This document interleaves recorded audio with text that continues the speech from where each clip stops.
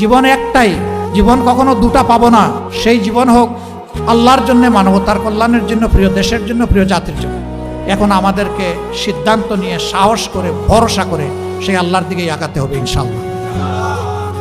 আর কাউকে পরোয়া করবো না ইনশাআল্লাহ। আপনারা দোয়া করবেন। অনেকে বলে যে আপনার সিকিউরিটি দরকার, বুলেট প্রুফ একটা গাড়ি দরকার। আমি বলি যে আল্লাহ তাআলার কাছেই আমি বুলেট প্রুফ নিরাপত্তা চাই, আর কারো কাছে চাই না। আমার যেদিন ডাক এসে যাবে কেউ আমাকে এখানে আর এক সেকেন্ডও রাখতে পারবে না। আর যতদিন আল্লাহ আমার হায়াত রেখেছেন কেউ আমাকে এই দুনিয়া থেকে উঠাই ফেলতে পারবে না।